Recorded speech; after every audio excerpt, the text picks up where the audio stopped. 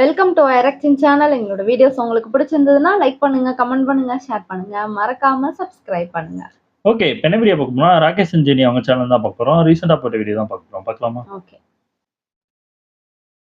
இந்த வீடியோல நம்ம ஏஐ அல்பறைகள் தான் பார்க்க போறோம். பட் அதுக்கு முன்னாடி இந்த வீடியோவோட எண்ட்ல ஆரஞ்சு பிளேட்ல நிறைய பேர் இந்த விஷயத்தை கேட்டு சர்ப்ரைஸ் ஆகலாம், இல்ல ஷாக் ஆகலாம், இல்ல எப்படி வேணா ஆகலாம். நீங்க என்ன ஆனீங்க அந்த விஷயத்தை கேட்டு அப்படின்னு மறக்காம கமெண்ட் செக்ஷன்ல சொல்லிடுங்க.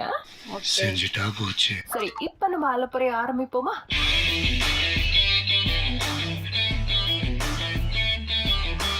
ஸ்டார்டிங்க நம்ம தாறுமாற ஆரம்பிப்போமா? உங்க எல்லாருக்கும் சீமான் அவர்களை பத்தி நல்லாவே தெரியும். அவர் பேசின ஒவ்வொரு விஷயங்களும் மீம் டெம்ப்ளேட்டா தான் இருக்கும். இந்த வாய்ப்பில்ல ராஜா மாதிரி. அதே மாதிரி இதுலயும் அவரோட எக்ஸ் லவ் பத்தி ஒரு சில விஷயங்கள்லாம் சொல்லியிருக்காரு. அது உடனே இப்படி கிரியேட் பண்ணி போட்டுட்டாங்க. அட பாவத்தை. நான் உன்னை காதலிச்சு கருத்துவா சுத்திட்டு வரேன். நீ காவாடி பையில கட்டிட்டு போனீங்கன்னா நான் என்ன பண்றது?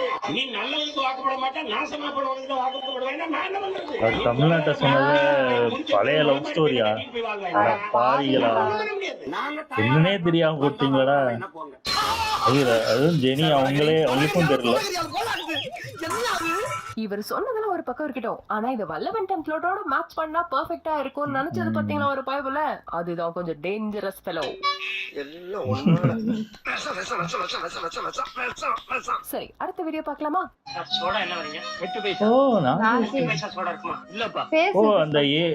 என்னதான் நிறைய கெட்ட விஷயங்கள் இதை சுத்தி இருந்தாலும் சில விஷயங்கள்லாம் நல்லா தான்ப்பா இருக்கு. நாகேஷ் என்ற ஜாம்பவான கண்டிப்பா நம்மளால மறக்க முடியாது. அவர் அப்படியே திரும்பவும் நிறைய படத்துல கொண்டு வரலாம்.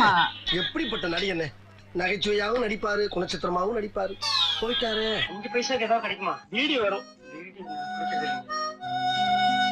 ரொம்ப சந்தோஷமா இருக்குது பாக்கும்பொழுது. அடுத்து இங்க பாருங்களேன், எம்ஜிஆர் அவர்களா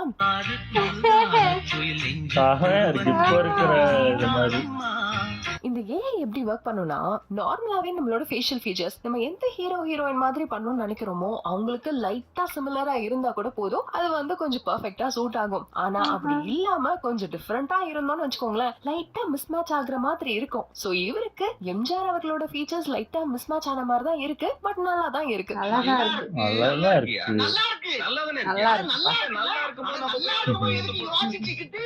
ஒரு வண்ண கிளி காது ஒரு தான குயில் நெஞ்சுக்கு ஒரு வஞ்சி கொடி.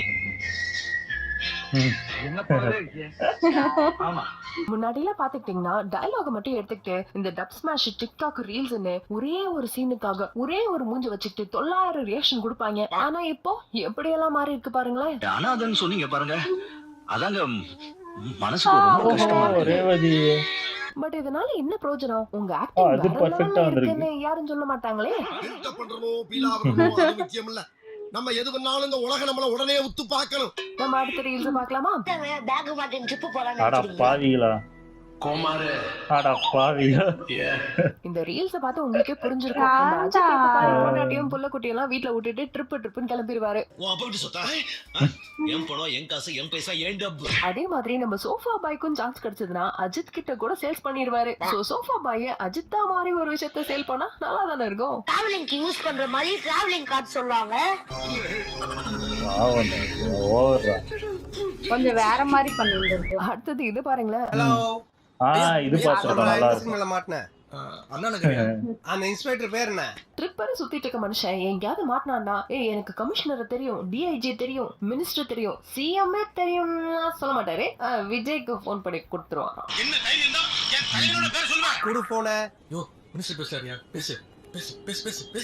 இதை இப்படி கூட பாக்கலாம். விஜயும் உதயநிதியும் கொஞ்சம் க்ளோஸா இருந்தாங்க. அப்புறம் ஏதோ ஒரு கிளாஷ்னால 2 பேரும் பிரிஞ்சுட்டாங்க. சோ உதயநிதி இடத்துல அஜித்தை ரீப்ளேஸ் பண்ற மாதிரி ஒரு ரீல்ஸ் எடுத்து போட்டிருக்காங்க.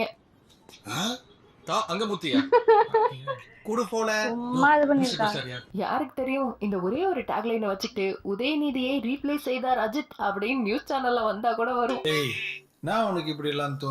இப்ப நம்ம தளபதி அரசியலுக்குள்ள என்ட்ரி கொடுத்துட்டாரு. இதுக்கு முக்கியமான காரணம் யாரா இருக்கும்?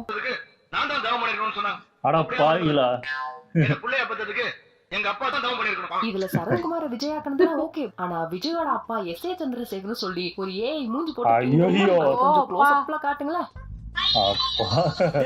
என்னடா மூஞ்சி இது? இதை பார்த்தா உங்களுக்கு எப்படி தெரியுது? அதாவது ஒரு 2-3 தலைமுறைக்கு முன்னாடிலாம் நம்ம கொள்ளு தாத்தா கொள்ளு பாட்டியோட போட்டோஸ் எல்லாம் இருக்காது. அதனால ஒரு ஆர்டிஸ்ட கூப்பிட்டு வாய் இப்படி மூக்கு இப்படி அப்படின்னு சொல்லிட்டு ஒரு டிராயிங்க வரைஞ்சு அதுக்கு கீழே தோற்றம் மறைவு அப்படின்னு சொல்லலாம் போட்டிருப்பாங்கல்ல. அந்த மாதிரி தானே இருக்கு இவர் மூஞ்சி இதுல. அப்படி ஒரு மூஞ்ச போட்டு அவர்தான் எஸ்ஏசின்னு ஏன்பா அவரை டேமேஜ் பண்றீங்க? உண்மை என்னன்னா எஸ்ஏசியோட மூஞ்ச மட்டும் தான் இந்த அளவுக்கு டேமேஜ் பண்ணி வச்சிருக்காங்க. இதே நம்ம சீமான் அவர்களோட மூஞ்ச பாருங்க. ஐயோ அட பாவிகளா. இவர் எவ்வளவோ சாதனை பண்ணிட்டார். ஓ விஜய் சீமான். எப்படி ஒரு மெழுகு பொம்மையை செதுக்கும் போது அளவெடுத்து அப்படி செதுக்குவாங்களோ அதே மாதிரி ஏஐ டெக்னாலஜி உருவாக்குற மாதிரி எவ்வளவு கட்டாய் கட்டாய் வருது. பண்ணிருக்காங்க பாத்தீங்களா? சீமானுக்கே டவுட் வந்துரும் போல இதெல்லாம் ஒருவேளை நம்ம தான் பேசணுமோ அப்படின்னு. இந்த பாராட்டுக்கெல்லாம் காரணம் நான் இல்ல, இவர் எங்க அண்ணன். அடுத்த ரீல்ஸ்க்கு போலாமா? சரிடா, நீ இதுக்குள்ள அட பாவிகளா.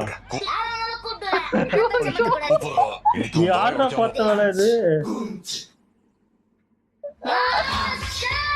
இது அப்படியே மனுஷன் ஒத்த கால் எடுத்து வாசப்படியில வச்சிருக்காரு. அதுக்குள்ள 10,000 இருக்க மாட்டேன். ஒரு மனுஷன் எதையாவது பண்ணி முன்னுக்கு வரலாம்னு பார்த்தா உள்ள வரதுக்குள்ள இந்த கால் வைக்கிற இடமெல்லாம் அதுக்குள்ளே கண்ணி வெடி அடிச்சு வைக்கிறாங்களே. விட்டுருவாங்க போல. அதாவது விஜய் அவர்கள் இன்னும் அரசியலுக்குள்ள ஃபுல்லாவே வரல. அதுக்குள்ள அவர் இததான் சொல்ல வராரு, இததான் சொல்ல போறாரு அப்படிலாம் ஏகப்பட்ட விஷயங்களை கிரியேட் பண்ணி அரசியலுக்குள்ள வரதுக்கு முன்னாடியே எதிரிகள் எல்லாம் கிஃப்டா பார்சல் பண்ணி கையில கொடுத்துருவாங்க போல. நான் நல்லா பண்றனோ இல்லையோ, ஆனா நீ நல்லா பண்ற. நெக்ஸ்ட் இந்த ரீல்ஸ் நிறைய பேரை ஃபீல் பண்ண வச்சது என்னையும் தான். ரொம்ப ஃபீல் பண்ணாதீங்க, கொடுங்க. ஏன்னா தளபதி அவர்கள் இப்ப அவரோட சினிமா கேரியர்ல பீக்ல இருக்காரு. நெக்ஸ்ட் லியோ 2 பண்ண போறாரா இல்ல எந்தெந்த டைரக்டர்ஸ் எல்லாம் சூஸ் பண்ண போறாரு? தளபதி 75, தளபதி 100 அப்படின்னு சொல்லிட்டு நிறைய பேருக்கு நிறைய கனவுகள் இருந்திருக்கும். ஆனா அது எல்லாத்தையும் ஒட்டுமொத்தமா இல்லன்னு சொல்லி இதுக்கப்புறம் பெருசா படம் நடிக்க மாட்டேன் அப்படின்னு சொன்னது நிறைய பேரை வருத்தப்பட வச்சது. ரொம்ப குஷியோ? பாலிடிக்ஸ் கேட்கல, உனக்கு ஓகே ஆயிடுச்சு, எனக்கு ஓகே ஓகேச்சா இதுல தளபதியோட AI generated voice-ஐயும் create பண்ணிருக்காங்க பாருங்களேன். லியோ 2க்கு லீடு கொடுத்து வச்சிருந்தோமே அது. அனுமானத்துக்கு இருந்தவன் என்ன கொஞ்சமா தெரிஞ்சு பாத்தியா? யாரா நீங்களா? என்னடா பண்ணிட்டு இருக்கீங்க? நெக்ஸ்ட் வர போற ரீல்ஸ்க்கும் நமக்கும் எந்தவித சம்பந்தமும் இல்ல. இந்த அப்ப மாதிரி இருக்கு. ரீல்ஸ் போட்டிருக்காங்க பாருங்களேன் அப்படின்னு உங்களுக்கு அதை எடுத்து காட்டதான் செய்யறோம். இன்னைக்கு நான் தான் செய்யும். நீங்க ஒரு ஓ சாதாரண இதுவும் பார்த்தேன். கைது செய்யறதுக்கு முன்னாடி இந்த வரும் அனைத்தும் கற்பனையே, உண்மை எதுவுமே இல்லை என்று திரும்பவும் அழுத்தி ஓ அப்படியே கூறிக்கொள்கிறோம். பெர்ஃபெக்ட்டா ஃபிட் ஆயிருக்குப்பா. சரி, இன்னும் ஒரே சினிமா அங்க போய் புரியா? ஐபிஎல் எல்லாம் ஸ்டார்ட் ஆக போகுது. ஒரு 2 நாளைக்கு முன்னாடி England versus India test match நடந்துச்சு. அதுல ரோஹித்தும் ஜடேஜாவும் சும்மா அடி அடி நடிச்சாங்க. அதுக்கு அவங்களே ஒரு அலப்பறை பண்ணிருந்தா எப்படி பண்ணிருப்பாங்கன்றதுக்கு ஒரு எக்ஸாம்பிள். அட பாவிகளா. என் தம்பி ஜெயலலிதா சூப்பரா பாடுவான். அப்போ பாருடா.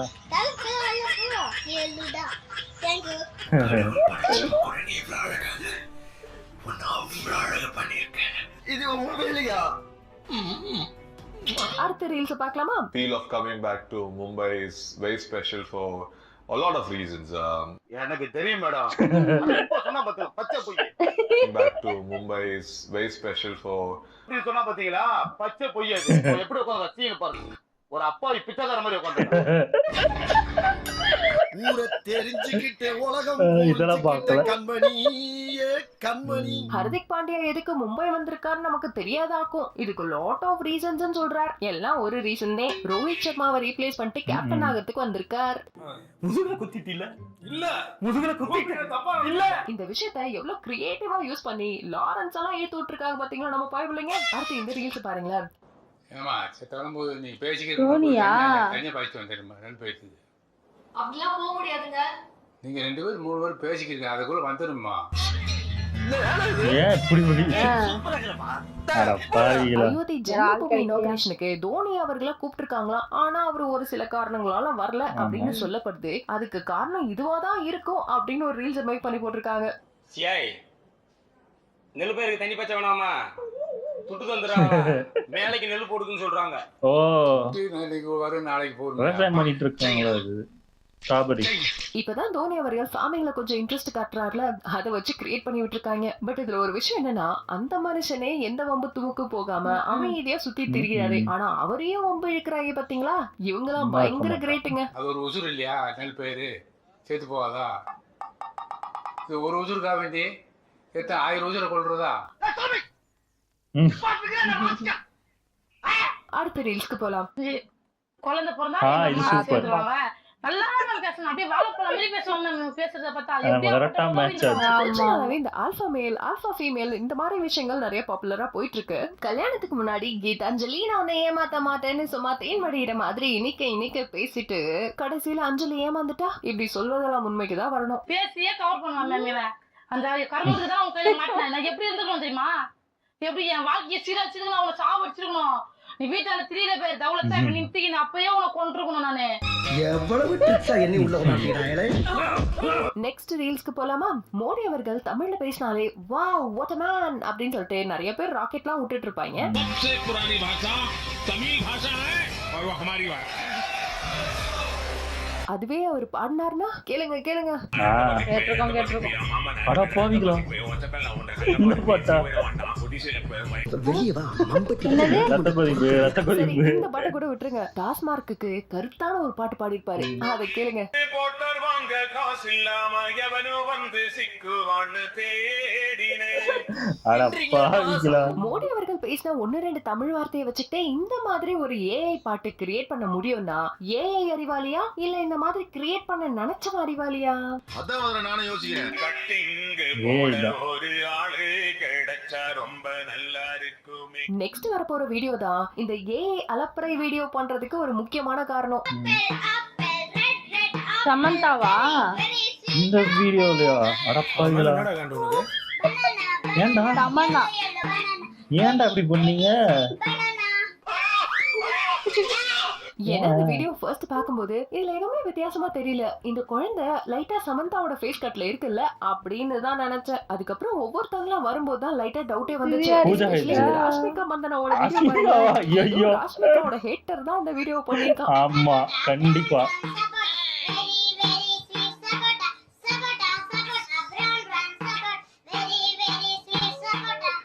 இறங்கி தான் செய்யலாமா ஆமா, வீடியோவே தான் முடிஞ்சிருச்சே, ஏதோ சர்ப்ரைஸ்னு சொன்னீங்க, என்ன ஒண்ணுத்தையும் காணோம் அப்படின்னு கேக்குறீங்களா? உங்கள நிறைய பேரு கமெண்ட் செக்ஷன்ல எங்களை கழுவி ஊத்தாத குறையா 4-5 நாளைக்கு ஒரு தடவை தான் வீடியோ போடுறீங்க அப்படின்னு சொல்லி கண்ணா பின்னான்னு திட்டி வச்சிருந்தீங்க. சோ இங்க எல்லாருக்கும் ரத்தம் கொதிச்சு போய் இனிமே ஒரு நாளைக்கு ஒரு வீடியோவாவது பண்றோம் அப்படின்னு நாங்க முடிவெடுக்கல. ஒரு நாளைக்கு 4-5 வீடியோவாவது பண்றோம். மனுஷனே இல்ல தெரியுமா? சில நாள் 10 வீடியோ வரது கூட வாய்ப்பு இருக்கு. Trending news, new updates, social media இந்த மாதிரி எல்லா கேட்டகரியிலுமே நம்ம வீடியோ பண்ண போறோம். பாலிடிக்ஸ் நியூஸ் அப்படின்னு கேட்டீங்கன்னா இப்ப அந்த பக்கம் போவேனா நியூஸ் வச்சிருக்கோம். ஆனா ஒருவேளை நாமளும் அந்த பக்கம் வந்துதான் ஆகணும்னு முடிவாயிடுச்சுனா வந்துட வேண்டியதான். ஐயோ, பாலிடிக்ஸ் கேளுங்க, பாலிடிக்ஸ்க்கு ரிலேட்டடா இருக்கிற நியூஸ பத்தி. சோ அரேஞ்ச் பிளட்ஸ் நிறைய பேர் கேட்ட மாதிரி Thursdayல இருந்து இந்த மாதிரி நிறைய வீடியோஸ் வந்துட்டே இருக்க போகுது. அண்ட் இன்னொரு அப்டேட் கூட இருக்கு, ரொம்ப பெரிய அப்டேட் கிடையாது, குட்டி அப்டேட் தான், நெக்ஸ்ட் வீடியோல சொல்றேன். சோ இதெல்லாம் கண்டினியூஸா பார்க்கணும்னு நினைச்சீங்கன்னா மறக்காம நம்ம சேனலை சப்ஸ்கிரைப் பண்ணிட்டு அப்டேட் டிஸ்கிரிப்ஷன் பாக்ஸ்ல வாட்ஸ்அப் லிங்க் ஒன்னு இருக்கும், அதுலயும் ஜாயின் பண்ணிக்கிட்டேன்னு வச்சுக்கோங்களேன். இந்த சேனல்ல வீடியோ போடுறதுக்கு முன்னாடியே உங்களுக்கு வாட்ஸ்அப்ல அப்டேட் வந்துரும். இம்புட்டும் யாருக்காக? எல்லாம் உங்களுக்கு தான். பிகாஸ் ஆரஞ்சு பிளஸ் எவழியோ ராகேஷ் ஜெனியும் வழியே. சூப்பர், நல்லா இருந்துச்சு. ஆனா 1-2 வீடியோ நான் பார்த்திருக்கேன். அந்த முதல்வன் சீனு அதெல்லாம் பார்த்திருக்கேன். ஆனா இது பார்க்கல, இந்த மாஸ்டர் சீன்லாம் நான் பார்க்கவே இல்லை. அதுதான் பயங்கரமா இருந்துச்சு. ஆமா, எனக்கு தெரிஞ்சு அதுல அந்த ராஷ்மிகா அந்த ஆமா, ஆல்பா அது அது நிறைய ட்ரோல்லே பார்த்தோம். ஆமா, அதுதான் பாத்திருக்கேன் மோஸ்ட்லி. ஆனா மத்ததெல்லாம் நான் அந்த அளவுக்கு பார்த்த மாதிரி எனக்கு தெரியல. நல்லா இருக்கு. அந்த ஸ்டார்டிங்ல நாகேஷ் மாதிரி அதெல்லாம் சூப்பரா இருக்கு. ஒருத்தவங்க இல்லாதவங்கள கூட நம்ம படத்துல பார்க்கலாம் அப்படின்னு இப்ப சில்க்கு கொண்டு வந்தாங்களா, அந்த மாதிரி கொண்டு வந்தா நல்லாதான் இருக்கும். புதுசா பாக்குற மாதிரி இருக்கும் நமக்கும். ஆமா, நல்லா இருந்துச்சு. சூப்பராவே இது பண்ணியிருந்தாங்க. அதே மாதிரி இந்த ரோஹித் சர்மா, ஹர்திக் பாண்டியா இது போட்டது நல்லா இருந்துச்சு. எனக்கே கஷ்டமா இருந்துச்சு. எனக்கு மும்பை இந்தியன்ஸ் பிடிக்காது, ஆனா ரோஹித் சர்மா பிடிக்கும். ஏன்னா இந்தியன் கேப்டன், அதுவும் இல்லாம அப்படி பிடிக்கும். மும்பை இந்தியன்ஸ் போனா பிடிக்காது, உண்மையிலே ரோஹித் சர்மா பிடிக்காது. ஆனா ஹர்திக் பாண்டியா கேப்டன் ஆக்கணும்னே எனக்கே இதுக்கப்புறம் ரோஹித் சர்மா, தோனி அந்த இது இருக்காதா அப்படின்னு ஒரு இது இருந்துச்சு. ஏன் இப்படி மாத்துறாங்க? அதான் பாலிடிக்ஸ் உள்ள ஏதோ பாலிடிக்ஸ் நடந்துதான் தூக்கிருக்காங்க. அவர் எவ்வளவு ஃபீல் பண்ணிருப்பாரு. நல்லா இருந்துச்சு. ஓகே, எங்க வீடியோஸ் உங்களுக்கு பிடிச்சிருந்தா லைக் பண்ணுங்க, ஷேர் பண்ணுங்க, கமெண்ட் பண்ணுங்க, மறக்காம சப்ஸ்கிரைப் பண்ணுங்க. எல்லாருக்கும்